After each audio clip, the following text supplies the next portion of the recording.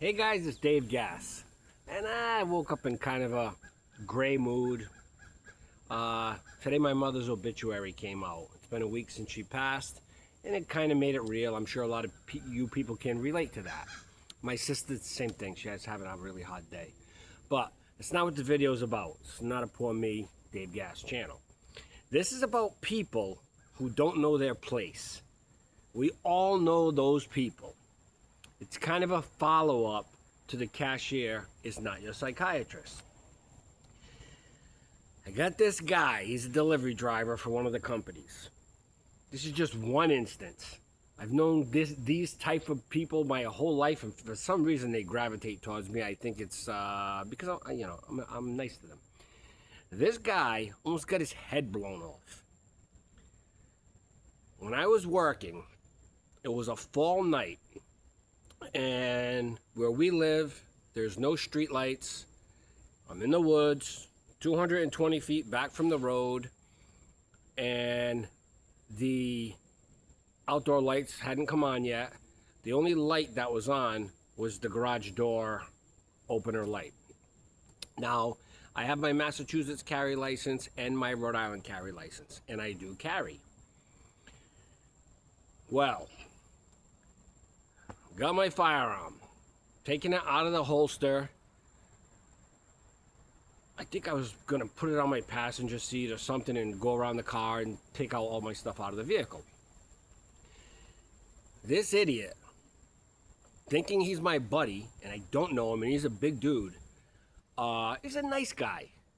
He walks into the garage and pounds on my driver's window to scare me, because it was dark. I had the Shield 2.0 in my right hand. He's pounding on my driver's window right here in the pitch black. I just see glasses. And literally, my first reaction, that was my reaction. Then I saw it was him. And he's laughing. And I said, dude, you almost just got your head blown off and changed both of our lives forever.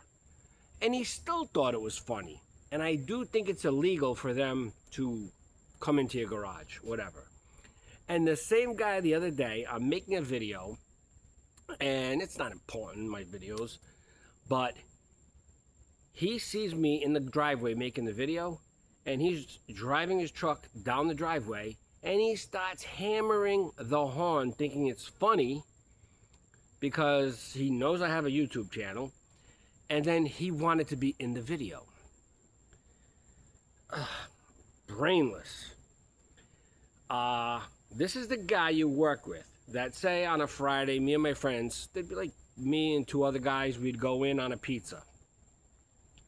And you got this same type of guy, he walks in the break room, doesn't ask, and just goes to grab a slice right out of the box without asking. Or you get a bag of chips, puts his hand right in there from behind you.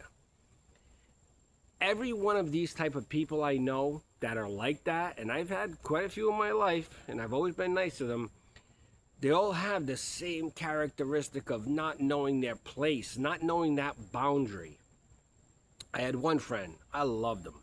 He passed away from emphysema. He had been in jail a long time, and he was jacked, prison jacked. And he didn't know his own strength, and he had a thing of grabbing your fingers all the time and bending them. I don't need that. So one time I'm backing the Jeep Wrangler, standard shift, that's what was dangerous, out of the spray booth, backwards, at the body shop, and my arm must have been up like this, whatever, and he does that. When he does that, he bends my shoulder backwards, my foot comes off the clutch, and I almost put the Jeep through the wall of the building, and I sprayed my shoulder like I couldn't even lift my arm for a week. And he couldn't even understand what he just did. It was insane. And this guy, like I said, I loved him, but he had many times where he did stuff like this, innocently thinking he was funny. I have a cousin she's got her problems, big problems. And she became a born again Christian.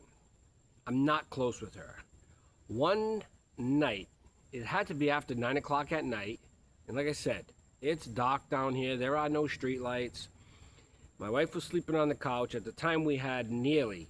Now, Neely was not like our lab now, Buckley. Neely, he was very protective of the house. He would have hurt somebody. And he started going wacky, and I didn't understand why. I go to the door, and here's my crazy cousin, who I barely know, and she's with like, oh no, she became a Jehovah's Witness. She's with like 6 other people, and they said they just happened to be in the neighborhood and wanted to talk to us about God. This is after, or Jesus, after 9 o'clock at night. I barely know her. I can't even remember her name right now. And I just told her, don't ever pop into my house like this. I don't care what you're talking about. You and your friends, and they were all nut jobs. Get going. Get going. Don't come back here. I'll open this door. Nearly will chew you all up. And it was funny because the next day I talked to my mother and my sister, and she did the same thing to them within a couple days. Just insane. The pop-in, my biggest pet peeve in the world. Don't come to my house without calling me first. And even then, I'm not looking for company. There are a few people in my life that I consider great friends, and they can come anytime. But I'm saying the random. That's why I'm not on any of those high school things. I'm not on Facebook. I don't need to rehash the past. Like so many people live in the past. They want to talk about high school and back in the day. You know, that's not me. It's not me at all. But yeah, this is like I said, it's a follow-up to kind of thinking the cashier is your psychiatrist. Like, what planet did these people come from? And the funny part is, they're all happy. They're like so clueless. They just drift through life. And they just don't know that line of what's appropriate, what's inappropriate. And then they make you feel bad after when you discipline them because they mean well. But do you have any people like that in your life? If so, write them in the comments. And please, like and subscribe. Dave Gass out.